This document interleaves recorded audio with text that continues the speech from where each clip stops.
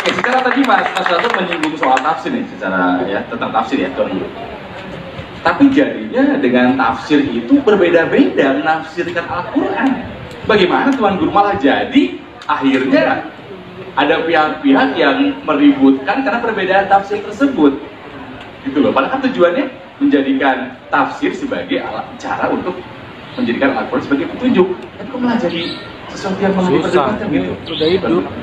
Jadi kalau hal-hal seperti itu, kearifan-kearifan, bagaimana kita membangun hubungan sosial, Al-Quran sengaja mendiamkannya. Kenapa nggak dibahas detail? Harus gini, harus gini. Karena Al-Quran itu bukan untuk satu masyarakat tertentu, tapi untuk kita semua.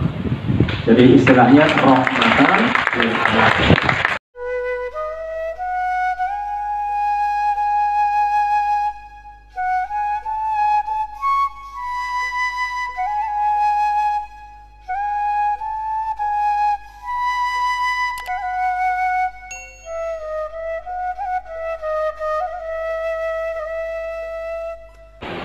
Coba ya adik-adik, sahabat-sahabat. Dulu ada khalifah yang kedua, yang namanya Umar bin Khattab. Itu orang luar biasa hebatnya. Umar bin Khattab itu pernah punya nasihat satu kepada orang-orang yang ada bersama beliau, sahabat-sahabat yang ada. Apa kata Umar? La tubaghitullaha ila ibadihi. Umar berpesan kepada sahabat-sahabat yang lain, teman-teman, sahabat-sahabat, jangan sampai kalian membuat Allah itu dijauhi oleh hamba-hambanya. Sahabat bertanya, maksudmu apa Umar? Maksudmu apa? Kok bisa Allah dijauhi oleh hamba-hambanya? Nah, Sayyidina Umar kasih ilustrasi dua hal. Bahasa Arabnya ayyahumma ahadukum faqawwala fi salati. Ada orang jadi imam. Jadi imam di masjid yang umum, diakses oleh semua orang. Lalu karena dia jadi imam dan dia hafal Quran, dia baca Al-Quran tuh panjang sekali. Di rakaat pertama dia baca surat Al-Baqarah, panjang 50-60 dengan bahasa yang indah sekali. Sebagian bisa nikmatin, sebagian senang, tapi dia lupa pesan Nabi. Fa inna wara'ahu as-saghir wal kabir wasyaikh wan nisa wal hajah. Ingat kalau jadi imam itu bacanya yang sedang-sedang, tidak usah berlebihan. Di belakang itu ada orang tua, ada anak kecil, ada pedagang yang perlu segera pergi ke pasar buat berdagang. Kalau kepanjangan nanti bacaannya sholat subuh, begitu ke pasar, pasarnya udah tutup karena sudah kelamaan. Nah, disampaikan sama Sayyidina Umar memperpanjang bacaan ketika jadi imam di masjid yang umum yang semua orang ikut sholat, itu bisa bikin orang tidak hanya menjauhi dia ini jadi imam, saya nggak mau lagi nih kalau imamnya ini. Bukan hanya itu, tapi ujung-ujungnya orang juga bisa kapok datang ke masjid. Itu satu ilustrasi dari Sayyidina Umar. Yang kedua ilustrasinya, kata Sayyidina Umar, aya'izu ahadukum. Ada orang kasih pengajian, dikasih pengajian materi, lalu dia perpanjang pengajiannya sampai akhirnya orang tidak hanya menjauhi dia, tapi kemudian berhenti datang ke pengajian.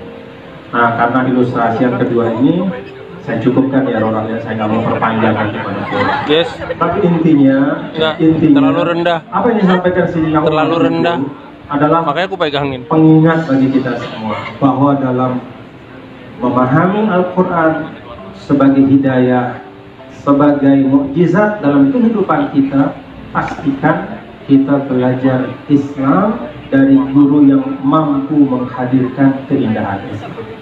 Assalamualaikum warahmatullahi wabarakatuh. Oke, sekarang tadi Mas Satu menyinggung soal tafsir nih, secara ya tentang tafsir ya, sorry. Tapi jadinya dengan tafsir itu berbeda-beda menafsirkan Al-Quran.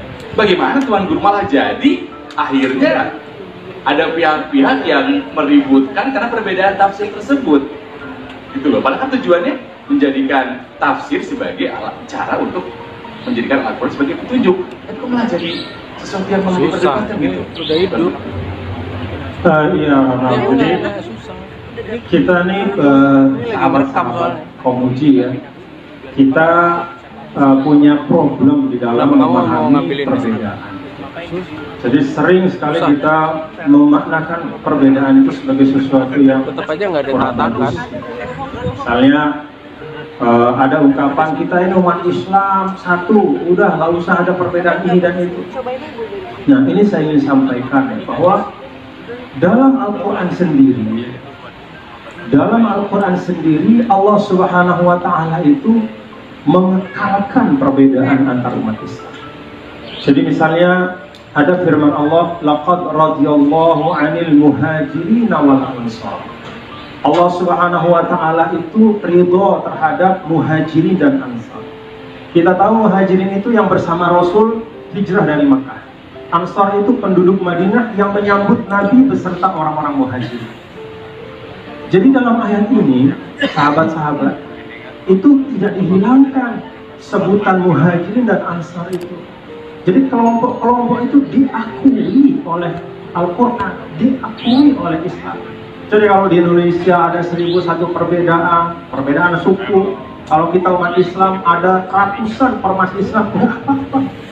Jadi perbedaan itu diakui dan diletakkan dalam kerangka, dalam bahasa Al-Quran lagi, fastabiqul khairat. Itu kerangkanya. Jadi ini oke, Anda berbeda segala macam, tapi Anda semua harus saling berlomba dalam kebaikan. Jadi Islam tidak menghilangkan perbedaan, tapi membangun jembatan antara beragam kelompok-kelompok. Nah termasuk juga yang disampaikan oleh Ronald tadi, nggak apa-apa ada perbedaan pendapat. Jadi sepanjang memang perbedaan pendapat itu tidak menyangkut sesuatu yang inti dan substansi dalam Islam. Nah karena itu Al-Quran sendiri sudah memformat ya. Nih coba sahabat-sahabat, kalau Anda baca dalam Al-Quran ayat-ayat yang bicara tentang akidah, tentang Allah keesaannya, itu nggak ada yang bahasa panjang-panjang. Bahasanya itu seperti bahasa telegram, lugas, tegas, dan tidak mengandung, nah ini mengandung yang tadi, tidak mengandung penafsiran yang beragam. Jadi orang memahami cuma satu aja.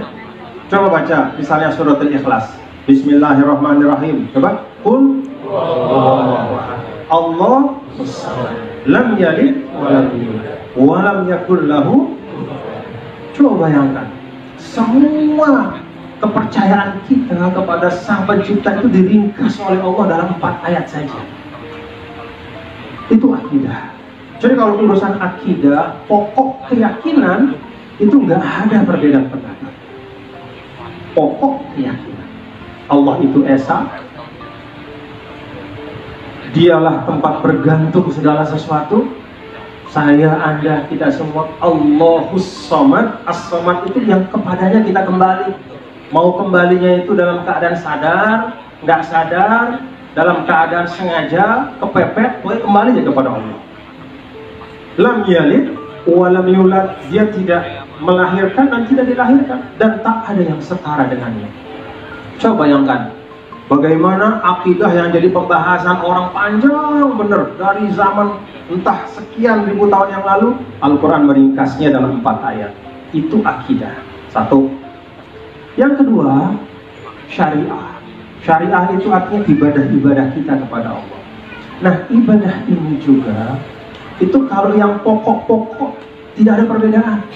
Misalnya tentang sholat ya. Sholat itu jelas, gak ada perbedaan di situ. 5 kali sehari semalam, kecuali dalam keadaan tertentu ada pengecualian. Puasa juga sama, bulan suci Ramadan dari awal sampai akhir, kecuali bagi yang ada uzur-uzurnya. Zakat juga sama, haji juga sama. Jadi ibadah yang pokok-pokok itu nggak ada perbedaan. Yang paling banyak Al-Quran itu diamkan, maksudnya diamkan itu nggak dijelaskan detail, adalah tentang hubungan antar sesama manusia. Jadi kalau hubungan sesama manusia itu yang diberikan oleh Al-Quran itu adalah prinsip-prinsipnya. Misalnya kalau kita bicara tentang pengaturan masyarakat, itu 3 prinsipnya. Pertama namanya syuro. Syuro itu jangan pengen didengar doang, dengar juga orang gitu. Jangan hanya mau diterima pendapatnya, tapi terima juga pendapat orang, bermusyawarah. Yang kedua al-adlu, keadilan, menempatkan sesuatu pada tempatnya. Dan yang ketiga al-musawat, kesetaraan. Kalau kata Rasul, an-nasu sawasiyatun ka'asnanil mushti. Manusia itu seperti gigi sisir, rata, setara. Jadi yang diberikan oleh Al-Quran itu dalam hubungan antar manusia itu prinsip-prinsip. Maka kemudian ukuran keadilan itu di masyarakat tertentu beda sama yang lain, gak apa-apa. Ukuran kepantasan di suatu masyarakat beda sama yang lain, gak apa-apa.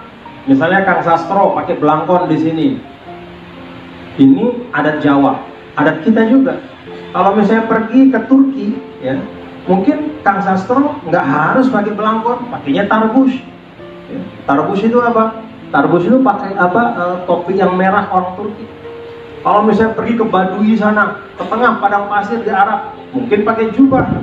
Jadi kalau hal-hal seperti itu, kearifan-kearifan, bagaimana kita membangun hubungan sosial, Al-Quran sengaja mendiamkannya. Kenapa nggak dibahas detail? Harus gini, harus gini. Karena Al-Quran itu bukan untuk satu masyarakat tertentu, tapi untuk kita semua. Jadi istilahnya rahmatan lil alamin. Nih ada ilustrasi. Ketika saya di Kairo kemarin, kita jumpa dengan Grand Sheikh Al-Azhar, ya, pimpinan tertinggi Al-Azhar. Kami dikumpulkan. Lalu beliau cerita tentang ketika beliau ke Inggris. Di Inggris itu jumpa sama pimpinan-pimpinan organisasi Islam di sana. Perhatikan nih. Pada saat dialog, kata Grand Sheikh, ada pimpinan dari komunitas Islam yang nanya sama saya, Grand Sheikh, saya ingin pandangan Anda. Gimana caranya supaya orang Inggris ini nggak Islamofobia, nggak takut sama Islam? Kata Grand Sheikh, saya pandang yang nanya itu katanya. Lalu saya katakan, jangankan orang Inggris, saya pun takut sama potongan Anda. Nah, ini benar kata Grand Sheikh. Jangankan orang Inggris, saya pun takut dengan Anda. Kenapa kata Grand Sheikh? Karena dia pakai pakaian yang bagi orang Inggris itu asik. Mungkin dia dari Pakistan, maka dia pakai pakaian Pakistan dari pucuk kepalanya tuh sampai paling bawah dia pakai pakaian Pakistan. Kata Grand Sheikh, kenapa kamu tidak berpakaian seperti orang Inggris? Berpakaianlah dengan mereka, jadilah bagian dari mereka, dan sampaikan saat itu keindahan Islam. Insya Allah mereka tidak akan takut kepada Islam. Jadi ini bagiannya, kita jangan confuse para sahabat ya. Jadi kenapa Al-Quran pada saat bicara akidah itu spesifik, lugas, ya, ringkas, langsung, itu karena memang pada sisi keyakinan kita harus punya keyakinan yang utuh, yang sama, yang nggak boleh ada penafsiran-penafsiran macam-macam. Tapi ketika bicara membangun hubungan sosial, membangun hubungan kemasyarakatan, transaksi-transaksi di antara kita, Al-Quran tidak mendetailkan, hanya memberikan prinsip-prinsip. Jadi kalau kita ingin belajar Al-Quran dalam konteks kita bermasyarakat, yuk kita pahami prinsip-prinsip. Wallahu a'lam bishawab.